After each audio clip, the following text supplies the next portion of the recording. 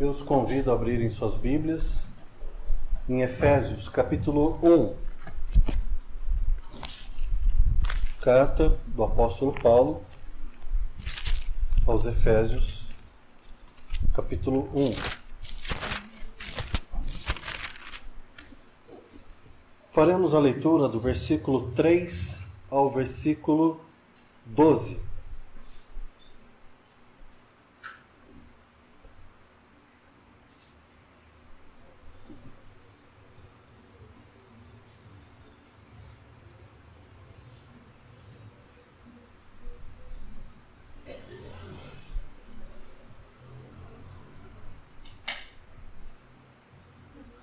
A palavra do Senhor diz assim: Bendito seja o Deus e Pai do nosso Senhor Jesus Cristo, que nos abençoou com todas as bênçãos espirituais nas regiões celestiais em Cristo.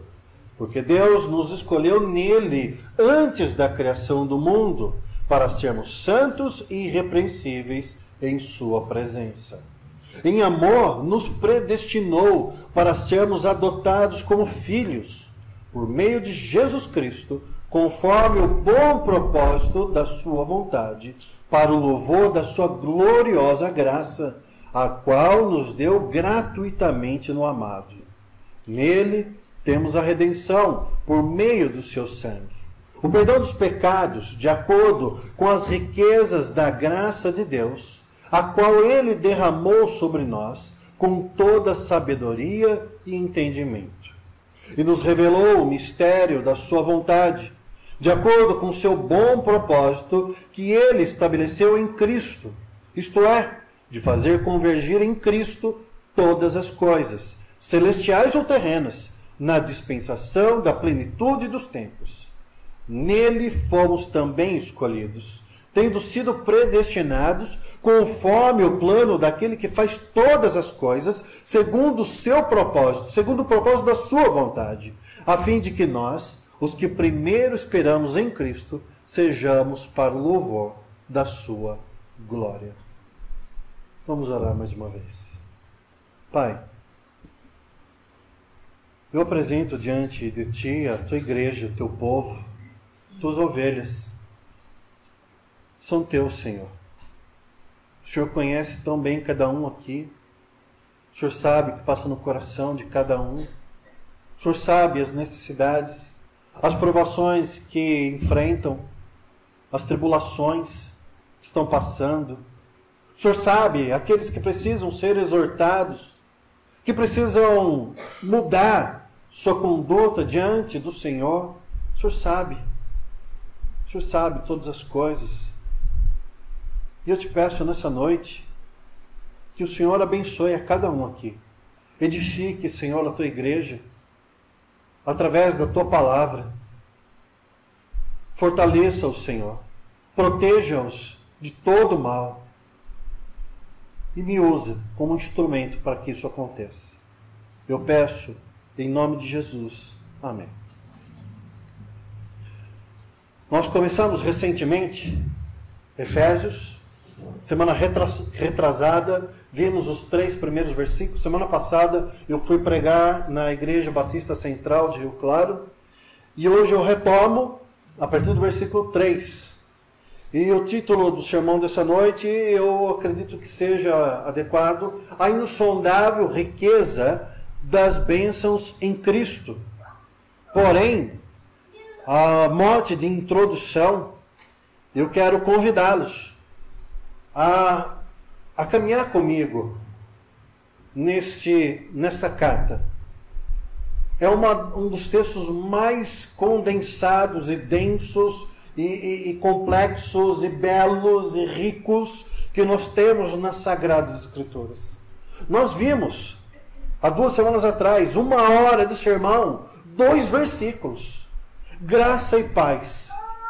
E hoje, eu com todo temor e tremor, eu sinceramente, eu venho aqui preocupado em não conseguir falar aquilo que preciso e selecionando o máximo possível dentro daquilo que o tempo me permite. Por isso eu conto com as suas orações, para que Deus seja misericordioso comigo e abençoe a sua vida. Spurgeon, ele, muito espirituoso, quando se deparava com textos assim, ele dizia para a sua igreja: agora vamos descer à mina de Deus e trazer à tona as preciosidades das Escrituras. Minas de garimpo, sabe? Hoje em dia não se vê mais isso, mas nós vamos agora extrair das Escrituras aquilo que é precioso para nós. Mas eu não conseguiria fazer isso sem antes trazer para vocês o nosso lugar nesse momento em que o Espírito Santo fala conosco. Seria muito pretensioso da nossa parte virmos aqui nessa noite, e eu, soberbo da minha, trazer para vocês falando de uma preciosidade tamanha como essa, como se todos agora estivéssemos preparados para isso. Eu, de fato, fui preparado, fui sendo preparado durante a semana. Deus foi me quebrando, foi me humilhando, foi me quebrantando, e eu fui entendendo um pouco mais o que significa esse texto dessa noite. Então eu queria compartilhar com você uma pergunta que é feita na Bíblia e é feita pelas pessoas do mundo. Na Bíblia, o salmista diz: quem é o homem, ó Deus, para que com ele te importes? Quem é o homem? E é interessante que no mundo, essa pergunta também é feita. Aliás, ela é feita? Não, ela deveria ser feita. Mas um filósofo, talvez conhecido de vocês, Mário Sérgio Cortella, ele tem um texto que eu achei muito interessante e que eu acho que dá um start para a nossa conversa de hoje à noite. O texto dele é justamente este: você sabe com quem você está falando? É uma frase muito usada por pessoas que não conhecem a Deus. Então, quando a pessoa se sente afrontada, ela quer dar uma carteirada, ela quer... Você sabe com quem você está falando? E é interessante que o texto do Cortella diz assim: o que é o homem? Quem é você? Quem és tu? Você certamente já ouviu falar essa expressão. Você sabe com quem você está falando? Pois bem, vejam esse raciocínio. O universo ele surgiu, segundo estimativas, há 15 bilhões de anos. De uma singularidade, um ponto extremamente denso de energia e matéria. Houve uma grande explosão, muitos dizem. Dão nome a ela de Big Bang. Essa energia e matéria foram se condensando e formando galáxias. Segundo essas pessoas, cerca de 200 bilhões de galáxias existem no universo. Hoje, com o conhecimento da física quântica, nós não podemos mais falar apenas de universo, mas se falam já em multiversos, ou seja, universos paralelos. Na periferia do nosso universo, existe a Via Láctea, com cerca de 100 a 400 bilhões de estrelas. E dentro dessas estrelas está uma estrela anã, chamada Sol. O Sol é uma estrelinha dentro de outras 100 bilhões de estrelas que compõem uma única galáxia que está dentro de 200 bilhões de outras galáxias que compõem um único universo que um dia vai desaparecer. Em torno do Sol, há massas planetárias que giram em órbita, e uma dessas massas é a Terra. Dentro do planeta Terra, temos o que os cientistas denominam de vida. Existe cerca de 3 milhões de espécies catalogadas. E dentre dessas 3 milhões de espécies, está o Homo sapiens. Hoje, somos 7 bilhões de Homo sapiens que vivem no planeta Terra. Quem é o homem? O homem é um ser dentre outros 7 bilhões de seres que compõem uma única espécie que está dentro de outras 3 milhões de outras espécies catalogadas que vivem num planetinha que gira em torno de uma estrelinha que faz parte de outras 100 bilhões de estrelas compondo uma única galáxia dentro de outras 200 bilhões de galáxias que formam um único universo que um dia vai desaparecer. Quem é o homem? Quem é você? Quem és tu? A resposta é: você é o vice-treco do subtroço.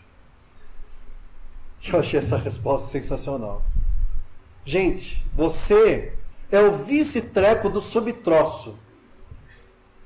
A verdade é que eu devia ter lido isso daqui de manhã, né? Porque o pessoal foi fazer Enem. Eu não sei se ia ajudar. Mas eu não sei também, porque na metade eu já me perdi na minha insignificância de 200, 400 milhões e eu falei, puxa vida, aqui já foi. Quem é o homem? É o vice-treco do subtroço. É um nada diante da grandiosidade da criação de Deus. Mas ainda eu vou além. E para ficar assim muito claro que essa epístola nos traz para nós, eu ainda vou além. E convido você agora a fazer um pequeno exercício de imaginação. Todos já brincaram com barro? Hoje não, hoje todo mundo criado em apartamento, né? Não tem mais barro, né? Mas acho que a maioria já brincou com barro. Talvez areia na praia. E lá na praia fez castelinhos de areia. E aquele barro fez, quem sabe, tentou fazer uma caneca. Provavelmente muitos, se não todos. Existe algum desses castelinhos ou dessas canecas expostas na sala de visita de vocês? Não? Não. Claro, né? Diferente de Michelangelo, que esculpiu aquela estátua de Davi, 5 metros de altura, uma estátua que pesa em torno de 5 toneladas, e ali ele esculpe no mármore uma estátua que parece que se move de tão realista que é. Pessoas vão visitar essa estátua para contemplar a beleza das obras da mão de Michelangelo. Mas ninguém visita sua casa para ver o seu castelinho de areia, sua caneca de argila feita na aula de artes, não é? Interessante. Apesar de Michelangelo ser o artista, ter construído, ter esculpido aquela estátua, existe uma obra de arte que é tremenda e superior à de Michelangelo. Imaginem vocês, que já manusearam barro, que já manusearam areia, já tentaram formar do barro alguma coisa. Imaginem vocês, que há milhares de anos atrás, registrados inclusive na sua Bíblia, em Gênesis capítulo 2, versículo 7, o texto diz: então o Senhor Deus formou o homem do pó da terra. Então Deus, um dia, depois de ter criado todos os bilhões de estrelas, as milhares, milhões de galáxias, o Sol, tudo que você imaginar, depois de ele ter criado todas os seres viventes sobre a terra, debaixo da terra e nos mares, nos céus, depois de ter criado a natureza, ele pega um pouquinho de barro, pó da terra, um pouquinho de barro, e ele pega com as suas mãos, e ele forma o homem. E o que ele tem diante de Deus naquele momento? Um boneco. Um boneco, uma massa de barro, moldada pelas mãos criativas e poderosas de Deus, mas não passa de um boneco.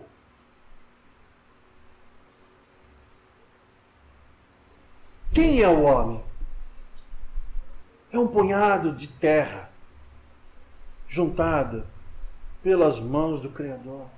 E nem assim pode ser chamado homem, apenas depois que algo muda nesse boneco de barro.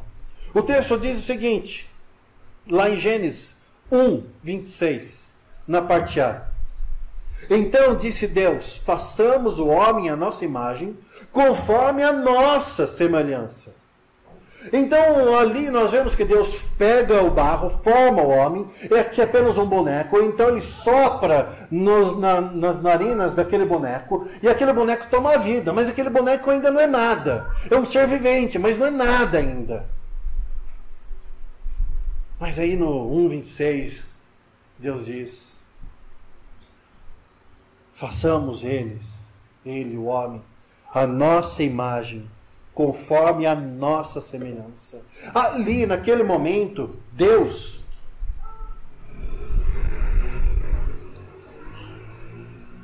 cria com suas mãos, sopra a vida no boneco e imprime neste boneco a sua própria imagem. Nós, a partir daquele momento, nós somos a imago Dei, a imagem de Deus. A imagem de Deus. É interessante que a partir desse momento é que nós deixamos de ser coisa, deixamos de ser barro, deixamos de ser pó, deixamos de ser qualquer coisa e passamos a ser a representação, o reflexo do Deus vivo, do Deus Todo-Poderoso. Nós carregamos a imagem de Deus, nós temos a imago Dei. Mas bom dia, a imago Dei, o ser humano, ele ouve a voz da serpente. E tudo que ele era, porque Deus conferiu a ele ser, ele abre mão e deixa de ser. Ele deixa de ser a imago Dei perfeita. Ele deixa de ser a expressão do Criador para se tornar a reverberação da boca da serpente. E aí ele sai da imago Dei, ele sai da posição que Deus lhe conferiu para se tornar um vice-treco, um subtroço, um nada. Mas segundo a serpente, ele se tornaria tudo. E muitas pessoas hoje ainda acreditam na serpente. E acreditam que elas são, independente daquele que o criou. São vice-trecos, subtroços, que se levantam na sua empáfia, na sua ousadia, arrogância, e apontam para todos, inclusive até para Deus, se permitir. Bem alto grita: você sabe com quem você está falando? E aí talvez vocês digam, mas pastor, você está exagerando, não é bem assim, não ouço. Talvez você não ouça com essas palavras, talvez você não diga com essas palavras, mas quando você diz o seguinte: olha, tragédias aconteceram em minha vida, e onde estava Deus? Ué, e Deus tinha que estar em algum lugar que você acha que ele deveria estar? E ele está errado porque você não concordou com o que ele fez? Você sabe com quem está falando? Não, pastor, eu não digo isso. Mas talvez você diga: Senhor, o meu vizinho, ele é ímpio. E ele prospera. Eu sou fiel e passo dificuldades. Eu exijo que o Senhor me abençoe. Eu não falta um culto, eu oferto na igreja, eu sou dizimista, eu contribuo com os mais pobres, eu sirvo a todos que me pedem. Eu quero, eu exijo, ou pior, misericórdia, eu determino a bênção de Deus. É a mesma coisa que as pessoas dissessem para Deus: Deus, você sabe com quem você está falando? Que Deus, ele é muito longânimo. E poderia dizer: olha, você nem é o vice-treco, nem é o subtroço, você não é nada. Nada, nada, nada sem mim. O texto dessa noite começa dizendo, no versículo 3,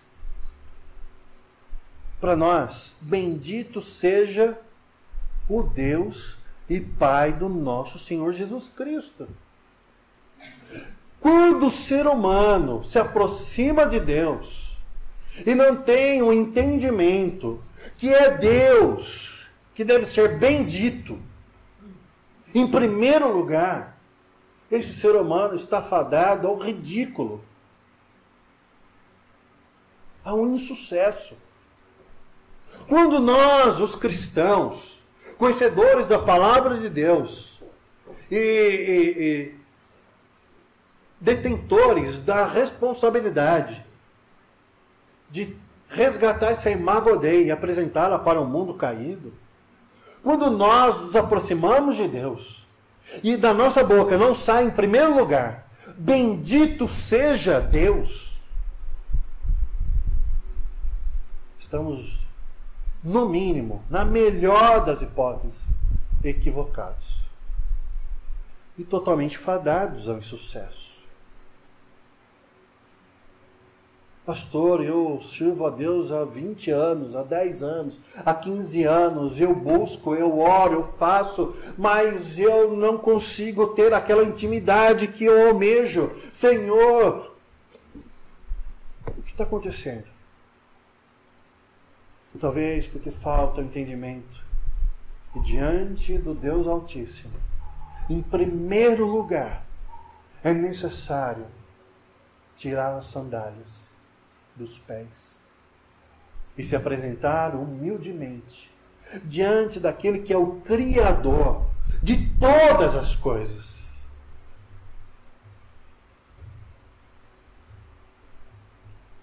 E respeitosamente abrir a nossa boca para declarar o que é óbvio, porém necessário: bendito seja Deus.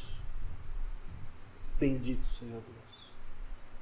Todo culto deve começar assim: bendito seja Deus. Toda oração deve começar assim: bendito seja Deus. Os nossos dias devem começar assim: bendito seja Deus. Bendito seja Deus. E bendito por quê? Porque Ele é digno de toda a honra, toda a glória, todo o louvor. E o apóstolo Paulo, no versículo 3, ele diz: bendito seja o Deus e Pai do nosso Senhor Jesus Cristo, que nos abençoou com todas as bênçãos espirituais nas regiões celestiais. Hernandes Dias Lopes, ele diz que as pessoas não convertidas, elas estão interessadas primariamente nas coisas terrenas.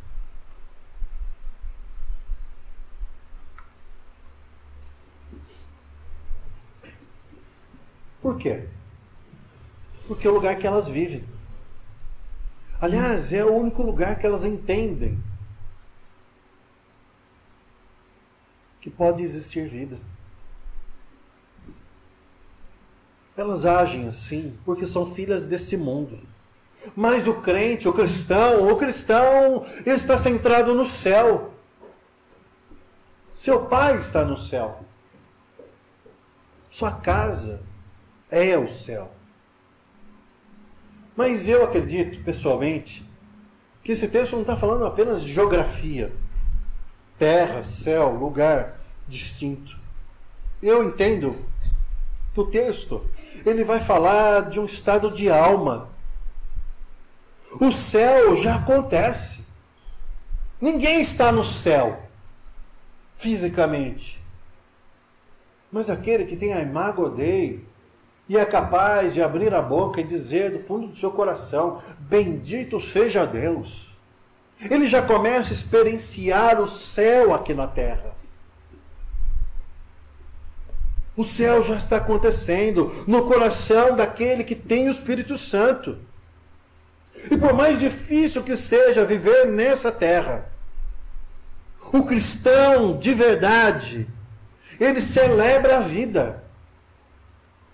Mesmo uma vida difícil, doída, cansativa, ele celebra a vida. Porque ele sabe que isso daqui é apenas um rascunho daquilo que Deus tem reservado para ele por toda a eternidade. Por isso o texto diz: bendito seja o Deus e Pai do nosso Senhor Jesus Cristo, que nos abençoou com todas as bênçãos espirituais nas regiões celestiais. Você quer ser abençoado? Deus te abençoe e supra todas as suas necessidades. Mas eu garanto para você, através das Sagradas Escrituras, que nada nesse mundo, todo o ouro do mundo, todo o prazer de desejo desse mundo, ele será suficiente para trazer a felicidade verdadeira ao seu coração. A não ser aquilo que é imaterial, intangível, que só pode ser obtido através de Jesus Cristo. Esse aqui as pessoas matam e morrem por coisas. Todas as bênçãos celestiais, a salvação, a paz que vem de Deus, a paz de Deus e a paz com Deus, ela nos foi dada gratuitamente por Jesus Cristo. Gratuitamente. Quanto você pagou? Nada. O que você fez para merecer? Nada. Nada. Mas recebeu tudo. Tudo. E o texto ele avança. E ele vai para o versículo 4, e do 4 ao 6, essa pequena perícope, eu quero ler com vocês novamente. No 4 ele vai dizer o seguinte: porque Deus nos escolheu nele antes da criação do mundo, para sermos santos e irrepreensíveis em sua presença.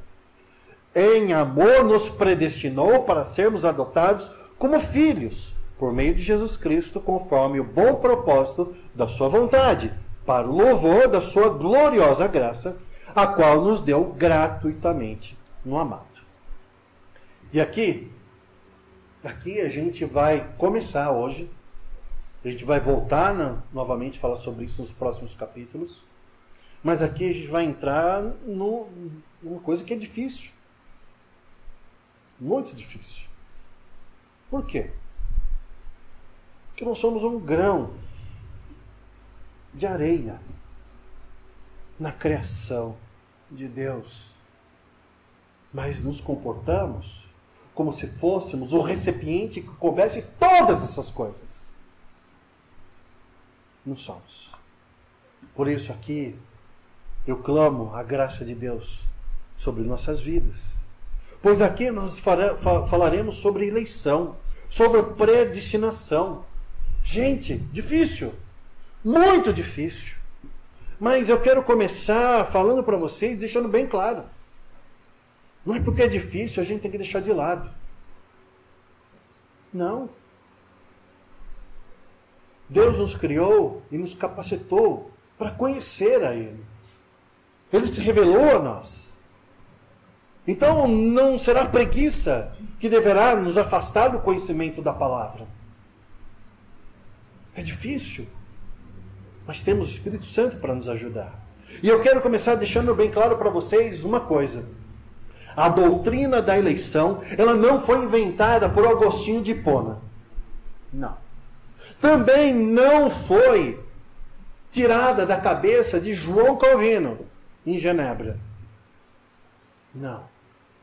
Ela é bíblica. Difícil de digerir, mas ela é bíblica. Acabamos de ler. Acabamos de ler. Porque Deus nos escolheu quando? Antes da criação do mundo.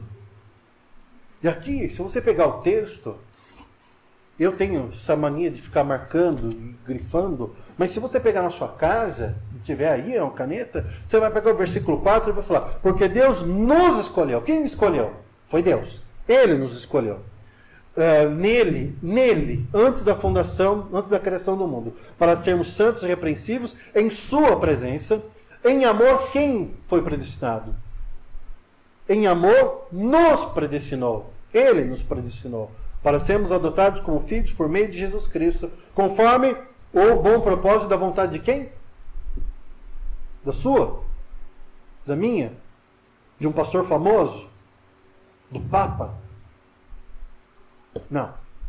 Segundo o propósito da sua vontade. Da vontade de Deus. E você vai grifando, e até o versículo 12 em diante. É Deus que faz. É Deus que escolhe. É Deus que decide. É Deus que cria. É Deus que salva. É Deus que... É Deus. Dói na gente. Dói na gente. Por quê? Porque a gente se acha muito especial. Porque a gente para pensar, mas Deus escolhe uns e não escolhe outros. Como assim? Por que nessas sagradas escrituras aqui nós não podemos atualizá-las para um contexto mais moderno? Hoje em dia tudo é tão inclusivo, tudo é tão confortável, é tão... Que história é essa de céu e inferno? Vamos tirar o inferno e colocar só céu. Porque um Deus de amor não manda ninguém para o inferno. Manda todo mundo para o céu.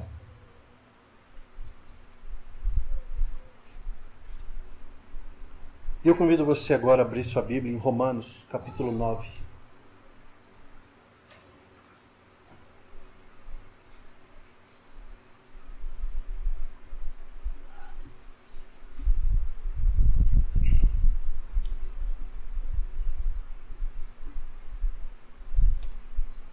Lembra da ilustração do Cortella? Quem é o homem? Romanos capítulo 9, versículo 13 ao 22.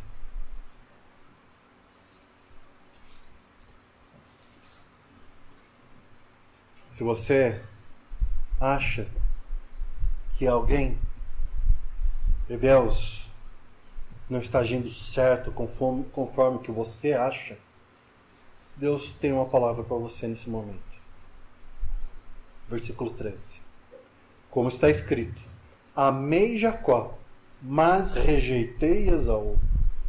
E então que diremos? Acaso Deus é injusto? De maneira nenhuma. Pois ele diz a Moisés: terei misericórdia de quem eu quiser ter misericórdia, e terei compaixão de quem eu quiser ter compaixão.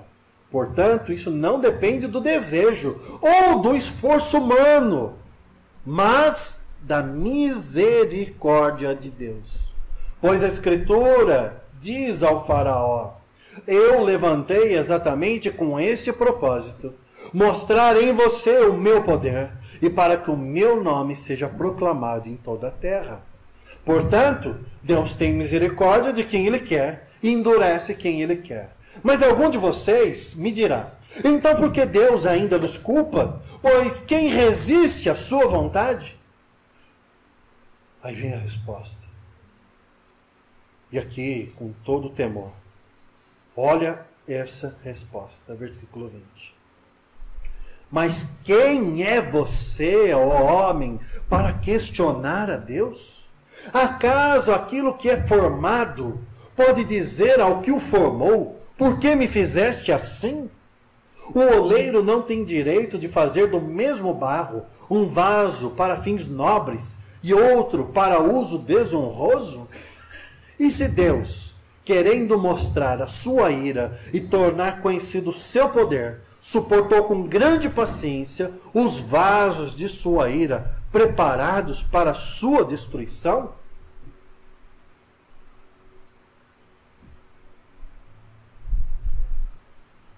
Então, aqui nessa igreja, nós aprendemos a doutrina da eleição.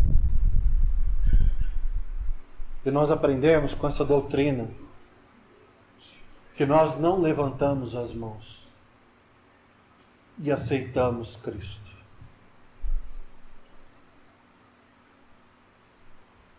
nós aprendemos que se chamamos Cristo de Senhor, é porque antes Ele nos escolheu. Ele nos quebrantou. Ele nos salvou. E o Espírito Santo de Deus nos convenceu de tudo isso. De tudo isso. Aqui nós não cremos que Deus deu 9 passos em nossa direção. Deus criou o céu, a terra, Deus criou o homem, colocou no jardim, Deus enviou os profetas, Deus enviou Jesus Cristo. Jesus morreu na cruz do Calvário, derramou o seu sangue, Cristo ressuscitou.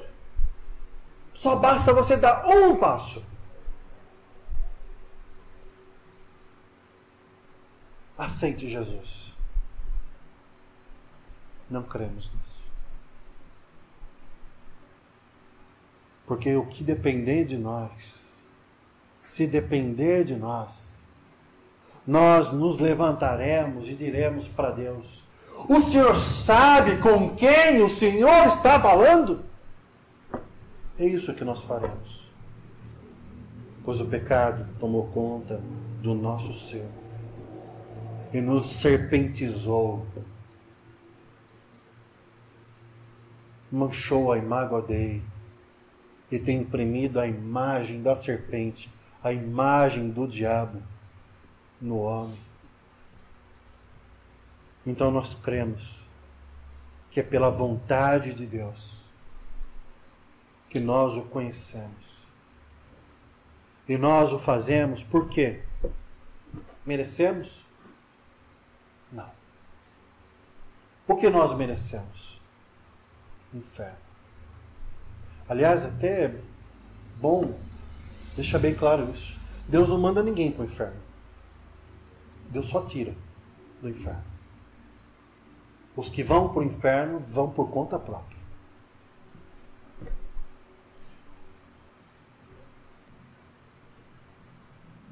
Deus nos predestinou, nos elegeu antes da fundação do mundo e nos predestinou para sermos seus filhos adotivos.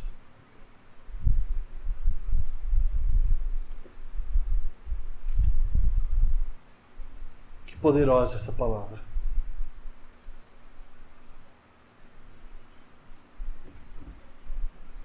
Não depende de você a salvação. Ah, mas eu cometo pecados e já cometi pecados terríveis.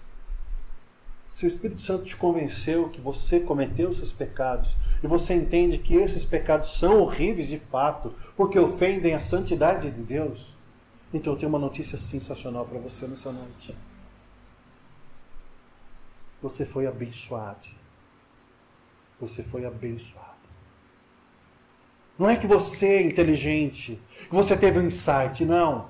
O Espírito Santo foi misericordioso com você e revelou isso a você. E mostrou que não, você não é nada. Você nem é o vice-treco do subtroço. Você é zero sem Deus. E sem Deus, todos vão para o inferno. E lá ficarão eternamente. Mas por outro lado, como me amou assim? Cantamos hoje pela manhã. Como Deus me amou assim? Sendo eu um miserável pecador. Por acaso Ele não sabia que eu pecaria e o negaria? E se dependesse de mim, o abandonaria? Sabia. E sabia quando? Antes da fundação do mundo. Antes das coisas serem criadas, antes do pó se transformar a gente. Ele já sabia. E lá, Ele já te amou. Já te escolheu. Já te separou. Já te salvou. E em Cristo Jesus completou essa ação determinada lá, antes da criação.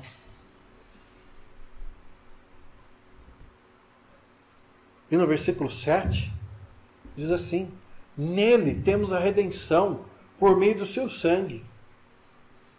O perdão dos pecados de acordo com as riquezas da graça de Deus. Capítulo 2 falaremos sobre isso, sobre a graça de Deus. Mas olha só, a redenção por meio do sangue de Jesus. O perdão dos pecados por meio das riquezas da graça de Deus. E o que é graça? O dicionário vai dizer, dicionário teológico, graça é a resposta, é como se fosse um favor imerecido. Isso é graça. Nós não merecíamos ser salvos, nós não merecíamos que Jesus encarnasse, se humilhasse, sofresse, morresse por nós. Não merecíamos. Mas o fato é que a Sagrada Escritura vai além. Não é que nós não merecíamos. Pior. Eu não quero chocar vocês me conhecem. Não uso desse artifício. Mas é um texto tão poderoso que eu vou, com todo o respeito aqui, pedir licença para vocês e trazer algo da atualidade. O Oriente Médio está tendo uma guerra. Um grupo terrorista chamado Hamas entrou em Israel. E eu separo Hamas dos palestinos, em certa medida.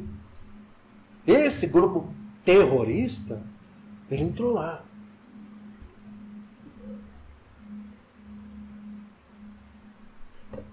E ontem, eu vi um general de alta patente do exército de Israel chorando como criança, dando entrevista, dizendo que está 5 dias sem dormir. Porque quando eles entraram nos kibbutz, eles encontraram cenas terríveis. Uma dessas cenas era um bebê, pouco tempo de vida, que foi assassinado quando colocado dentro de um forno e ali incinerado. Esse general disse que eles não foram capazes ainda de saber qual cabeça de bebê pertence a qual corpo, pois foram 40 bebês decapitados. E ele disse algo para mim que me deixou muito mal. Numa das casas, uma jovem grávida, 2 crianças pequenas. Um dos terroristas abriu o ventre da mulher, tirou a criança da barriga, esfaqueou o coraçãozinho do bebê na frente das crianças.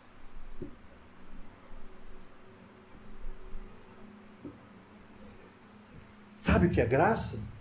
Vocês sabem o que é graça? Graça não é um favor imerecido.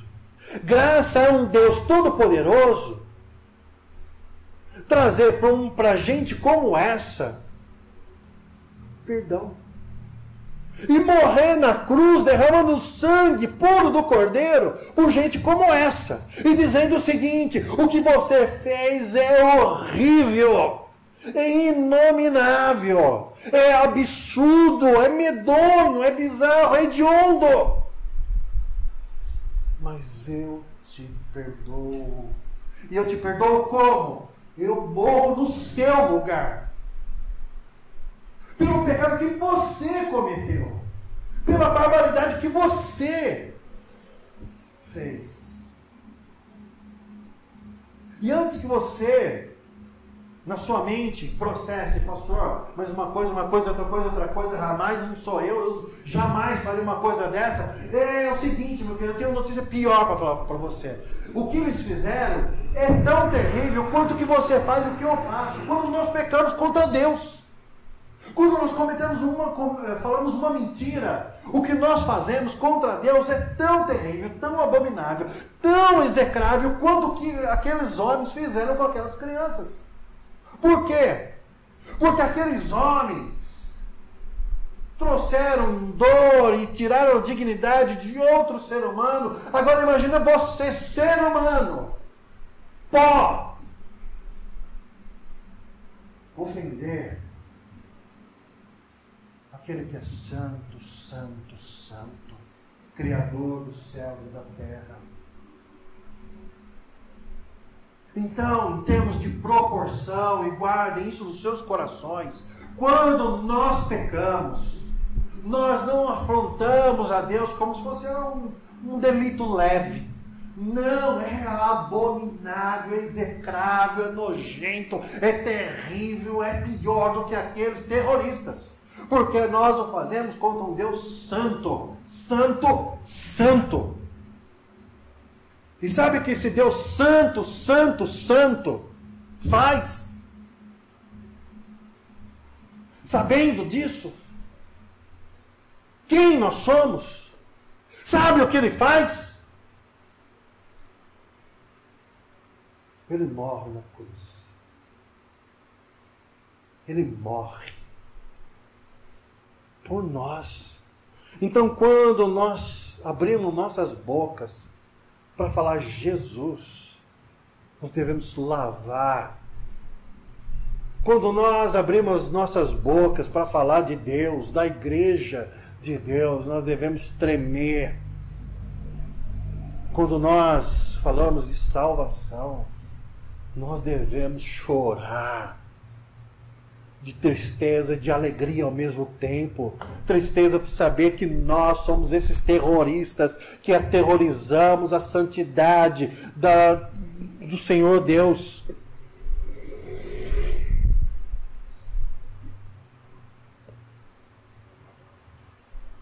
Não somos melhores do que eles. Não somos.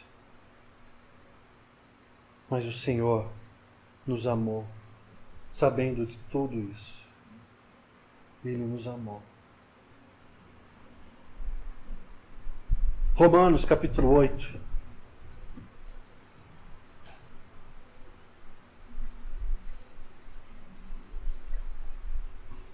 Como se não bastasse. Romanos capítulo 8, versículo 28 ao 39.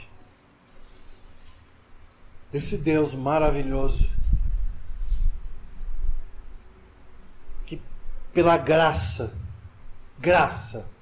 não é nem um favor que não merecemos. Nós não merecemos condenação, nós merecemos o pior. Mas, por graça, Ele não apenas nos salva, mas nos garante que seremos dele eternamente. Ninguém nos tomará das mãos do amor de Deus. Romanos 8, 28 diz assim: sabemos que Deus age em todas as coisas para o bem daqueles que o amam, dos que foram chamados de acordo com o seu propósito. Pois aqueles que de antemão conheceu, também os predestinou para serem conformes à imagem do seu Filho, a fim de que ele seja o primogênito entre muitos irmãos. E aos que predestinou, também chamou. Aos que chamou, também justificou. Aos que justificou, também glorificou. Que diremos, pois, diante dessas coisas? Se Deus é por nós, quem será contra nós? Aquele que não poupou seu próprio Filho, mas o entregou por todos nós, como não nos dará juntamente com ele, e de graça, todas as coisas? Quem fará acusação contra os escolhidos de Deus? É Deus quem os justifica. Quem os condenará? Foi Cristo Jesus que morreu. E mais, que ressuscitou e está à direita de Deus, e também intercede por nós. Quem nos separará do amor de Cristo? Será tribulação? Ou angústia? Ou perseguição? Ou fome? Ou nudez? Ou perigo? Ou espada? Como está escrito: por amor de ti, enfrentamos a morte todos os dias. Somos considerados como ovelhas destinadas ao matadouro. Mas em todas essas coisas somos mais que vencedores por meio daquele que nos amou. Pois estou convencido de que nem a morte, nem vida, nem anjos, nem demônios, nem o presente, nem o futuro, nem quaisquer poderes, nem altura, nem profundidade, nem qualquer outra coisa na criação será capaz de nos separar do amor de Deus que está em Cristo Jesus, o nosso Senhor.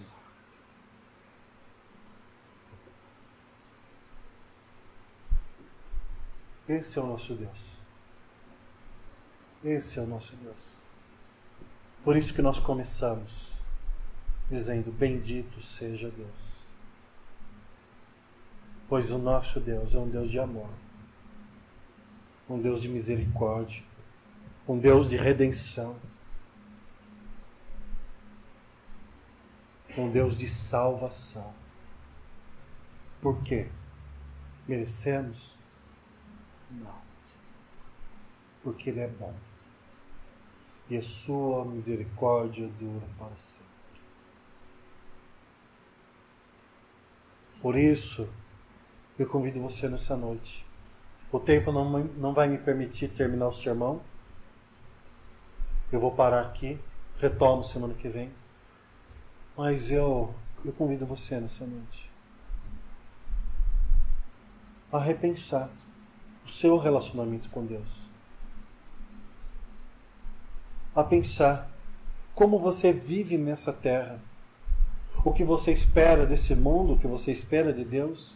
E o que você faz para a glória de Deus. Eu convido você a se colocar no seu lugar. E antes de exigir, questionar e dizer coisas que não têm mínimo conhecimento de causa, prostre-se diante de Deus e clame a misericórdia do Todo-Poderoso. Viva em santidade e, quando pecar, se arrependa profundamente, amargamente. E se for lúdico, se lembre daquelas pessoas que fizeram aqueles crimes terríveis e se compare. Não para que fique mal, mas para que fique alerta. Para que você não saia dizendo a Deus e ao mundo: você sabe com quem você está falando? Mas você não é senhor de nada, nem da sua vida, nem da roupa que você veste. Pois se acabar o seu fôlego de vida agora e Deus acabar com a sua misericórdia, nem a roupa que está no seu corpo é você que vai escolher para ser enterrado. Então você sabe com quem você está falando? Que essa semana façamos um exercício de humildade e possamos chegar no final da semana e dizer o seguinte: você sabe com quem você está falando? Com um miserável pecador, merecedor da ira de Deus, da condenação eterna no inferno, de tudo que é ruim, mas que foi lavado e remido no sangue do Cordeiro. Por quê? Porque Ele amou. Que amor é esse? Eu não entendo, de verdade. Não tenho nada para oferecer, mas Ele me deu tudo. Sabe com quem você está falando? Com alguém que nessa terra vai tentar fazer de tudo para que o nome dEle seja santificado e que a vontade dEle seja feita na terra. E que a minha vida será vivida não para juntar bens nessa terra e conquistar sucessos mundanos, mas será vivida para honrar e glorificar a Deus em tudo que for feito, nas pequenas e mínimas coisas, até as mais importantes. Para Ele seja a glória, hoje e para sempre. Amém. É com essa pessoa com quem você está falando. Eu não sou o vice-treco do subtroço.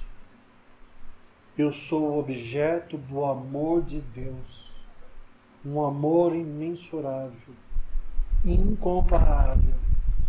E o meu valor excede toda a riqueza do mundo, porque em mim está impressa a imagem de Deus. É com essa pessoa que você está falando.